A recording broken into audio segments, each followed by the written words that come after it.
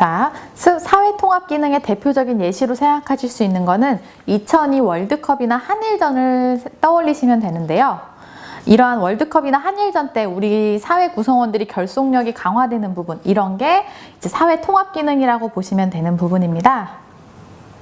그래서 동그라미 2번도 내용 나와 있는 거 한번 쭉 읽어보시면 되는 부분이고요. 그 다음에 네 번째로 사회통제 기능이 있죠. 그 사회통제 기능 옆에다가는 구성원을 보호, 통제함이라고 적어주세요. 그래서 구성원을 보호, 통제하는 기능은 사회통제 기능이구나. 여기서 주의하실 부분, 사회를 통제한다 그래서 무조건 부정적 기능은 아닙니다. 구성원을 보호하는 것도 포함되어 있고 하다 보니까 어느 정도 통제도 그리고 사회적으로 필요하다 보니까 통제 기능 자체가 부정적인 표현은 아니다라는 거 알고 계시고요.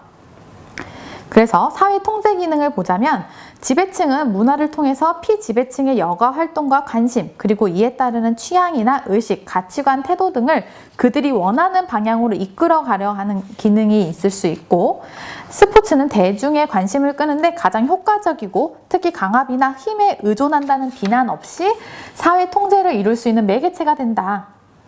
그래서 과거 사회주의와 공산주의 국가들, 그리고 몇몇 독재 국가들에서는 지배층의 이데올로기라는 이념 같은 부분이죠. 그러한 지배층의 이념 같은 거를 주입하고 사회 통제와 안정을 실현하는 수단으로 스포츠를 이용해왔다. 그렇게 사회 통제 기능이 있는 건데, 이 사회 통제 기능의 긍정적인 역할, 순기능을 먼저 보자면, 개인들 간의 관심이나 활동, 여가 추구 등의 가교 역할을 수행한다. 가교 역할은 다리 역할, 이어주는 역할을 수행한다는 얘기고요.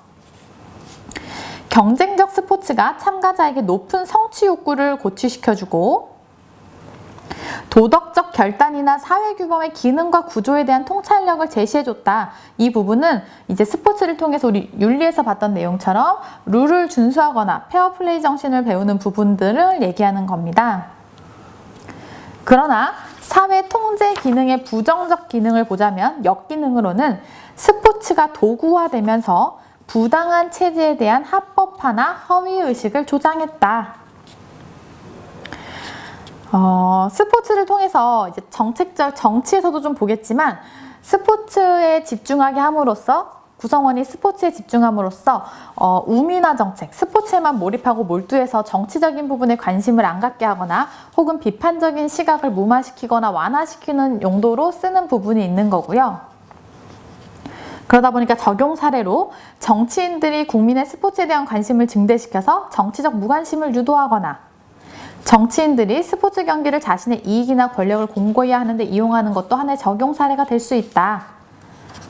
그렇다고 사회 통제 기능 자체가 부정적 기능은 아니다. 왜냐하면 사회 구성원을 보호하는 부분, 그리고 필요한 통제 기능도 있기 때문에 그 자체가 역기능은 아니고요.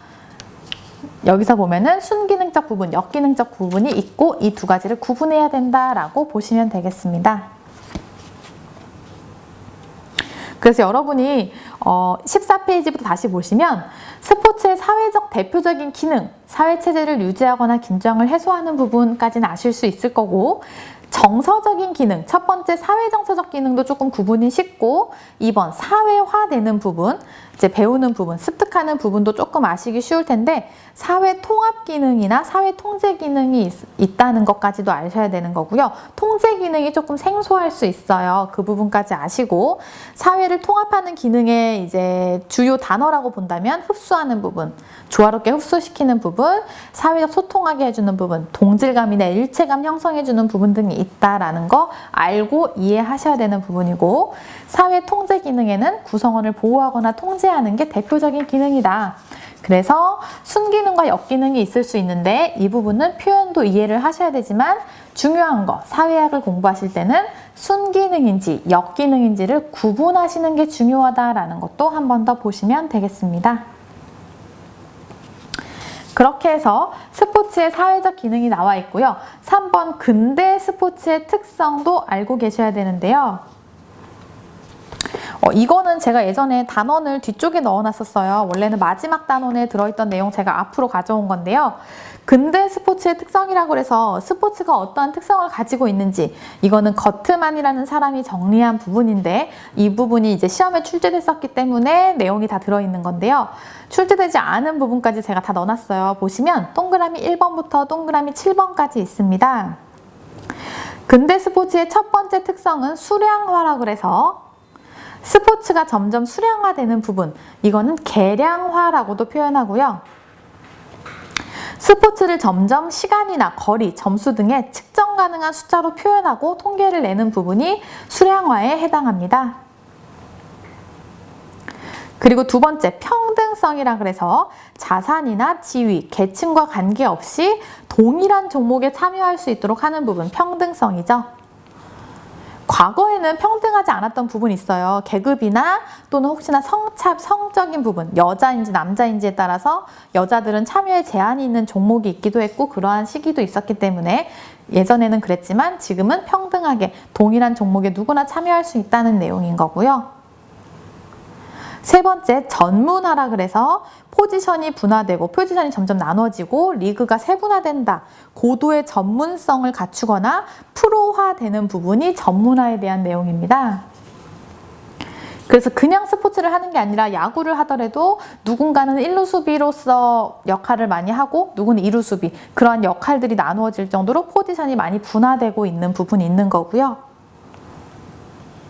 그리고 네 번째, 관료화라 그래서 규칙을 제정하고 경기를 조직적으로 운영한다. 조직적으로 운영한다는 부분 밑줄 쳐주시고, 점점 더 룰이 더 많이 생기고 경기를 조직적으로 운영하는 부분이 관료적인 부분이다 라고 보시면 되는 거고요. 체계가 많이 잡히는 부분이죠. 그 다음에 5번, 합리화라 그래서 합리적인 의사결정에 의해서 규칙을 제정하고 규칙이 경쟁을 지배하며 규칙을 통해서 장비나 경기 기술, 참가 제한 등이 정해지는 부분, 그러한 부분이 규칙이 정해지는 부분이 합리화적인 부분이다 라고 보시면 됩니다. 여섯 번째로 세속화라 그래서 즐거움이나 건강, 경제적 이득, 명예 등의 세속적인 관심의 충족을 추구하는 게 근대 스포츠의 특성이다.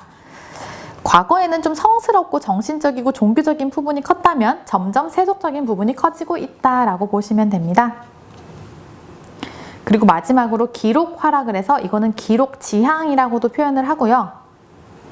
예전에는 단순하게 스포츠를 참여하는 데 의미를 뒀다고 하면 점점 기록을 세우고 깨트리는 것에 대해서 강조를 하고, 그러다 보니까 세계 기록을 통해서 시공간을 초월한 무형의 경쟁이 점점 일어나고 있는 부분, 이러한 부분이 기록화에 대한 내용이다라고 아시면 됩니다.